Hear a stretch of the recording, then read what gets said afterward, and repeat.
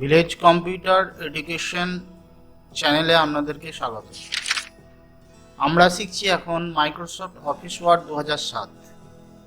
আমরা Microsoft office word 2007 part 1 ভিডিওতে আমরা আলোচনা করেছি হোমের মধ্যে ক্লিপবোর্ডের, এবং পার্ট 2-তে আলোচনা করেছি ফন্টের।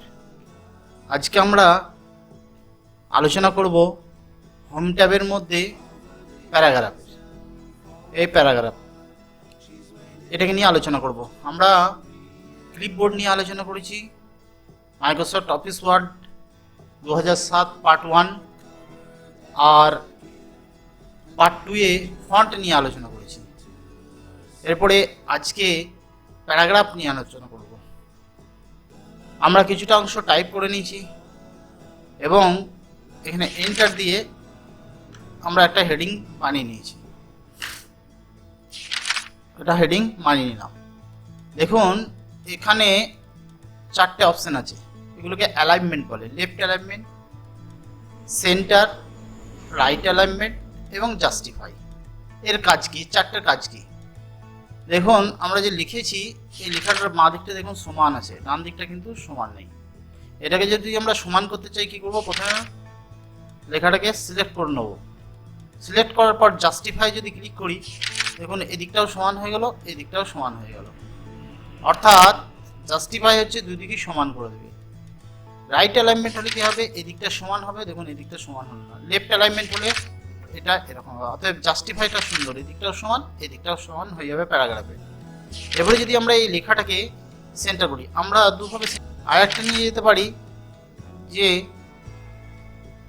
এখানে সেন্টারে ক্লিক করলে সেন্টারে চলে যাবে। তো আমরা দেখলাম left alignment, right alignment, justify এবং সেন্টার। প্যারাগ্রাফের মধ্যে এই 4টি কাজ দেখলাম। এরপর দেখবো আমরা লাইন স্পেসিং, একটা লাইন থেকে আর একটা লাইনের দূরত্ব।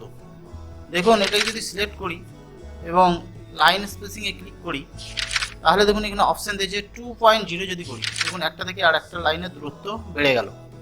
আরও যদি বাড়াই 2.5। এবার যদি কাছাকাছি করতে চাই, এখানে ক্লিক করলাম 1.0, আরেকবার ক্লিক করলাম, দেখুন এখানে remove space after paragraph, click করুন, আরও কাছাকাছি হয়ে গেল। তাহলে একটা লাইন থেকে আর একটা লাইনের দূরত্বটাকে আমরা লাইন স্পেসিংয়ের মাধ্যমে করতে পারবো। তাহলে আমরা প্যারাগ্রাফের মধ্যে left alignment, right alignment, justify এবং সেন্টার, এই 4টে কাজ দেখলাম এবং লাইন স্পেসিংয়ের কাজ দেখলাম। এরপর আমরা দেখব বুলস অ্যান্ড নাম্বারিং। এখানে আমরা সিলেক্ট করলাম, সিলেক্ট করার পর দেখুন এখানে বুলস আছে, বুলস দেখুন যদি ক্লিক করে দিই, দেখুন এই একটা বুলস, এই একটা, প্রত্যেকটি প্যারাগ্রাফের আগে আগে একটা করে বুলস চলে এসেছে। যদি আমরা অন্য বুলস নিয়ে ডিজাইন এরকম নিতে পারি, এরকম নিতে পারি, এরকম নিতে পারি, এরকম নিতে পারি, ক্লিক করে দিলাম। যদি না পছন্দ হয় আমরা 1 2 3 নিতে পারি, 1 2 3 বা ABCD বা ল্যাটিন হরফ। আমরা যদি ABCD নিই, ক্লিক করলাম, প্রতিটি প্যারাগ্রাফের প্রথমে ABC দেখুন চলে এসেছে। এটা গেল বুলস অ্যান্ড নাম্বার। তো আমরা বুলস অ্যান্ড নাম্বারে ক্লিক করে দিলাম। এবার যদি আমরা এটা সিলেক্ট করে বুলস অ্যান্ড নাম্বারে ক্লিক করে দিই, দেখুন চলে গেল। এরপর এটা সিলেক্ট করলাম, সিলেক্ট করার পর দেখুন এটার নাম হচ্ছে ডিক্রিজ ইনডেন্ট। যদি ক্লিক করি, এটা যদি ক্লিক করি, দেখুন একটা নির্দিষ্ট মাপের লেখাটা সরে সরে যাচ্ছে। এদিকে ক্লিক করলে এদিকে সরে সরে আসবে। ইনডেন্ট, এটাকে ইনডেন্ট বলা হয়। ঠিক এরপরে ধরুন এই লেখাটাকে সিলেক্ট করলাম, এটাকে আমি টেবিলে ভরে দিতে চাই। তো এখানে ক্লিক করব, ক্লিক করার পর দেখুন অল বর্ডার যদি করি, দেখুন টেবিলের মধ্যে ঢুকে গেল, প্রত্যেকটি প্যারাগ্রাফ একটা টেবিলের মধ্যে ঢুকে গেল। আরেকবার দেখুন এটা আনডু, আরেকবার দেখুন এটাকে সিলেক্ট করলাম, এখানে ক্লিক করলাম, ক্লিক করার পর অল বর্ডার যদি করি, তো অল বর্ডার 3টে প্যারাগ্রাফ 3টে টেবিলের মধ্যে ঢুকে গেল। তো এখানে আমরা দেখলাম left alignment, center, right alignment, justify, line spacing, আর দেখলাম বর্ডার্স, অল বর্ডার। এরপর আমরা দেখবো এটা কি, এটা হচ্ছে সেটিং। এটা সিলেক্ট করলাম, সিলেক্ট করে সেটিং কালার আমরা যে কোনো দিতে পারি, এখানে ক্লিক করলাম, দেখুন সেটিং কালার।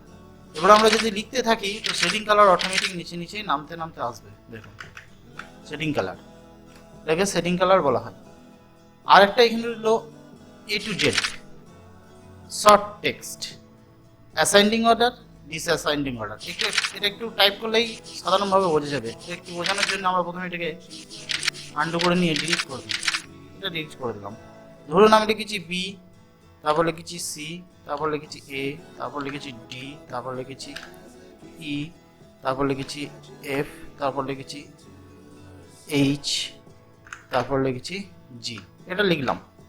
লেখার পর এটাকে সিলেক্ট করে একটু সাইজটা বড় করে দিলে দেখতে ভালো লাগবে, বোঝা যাবে।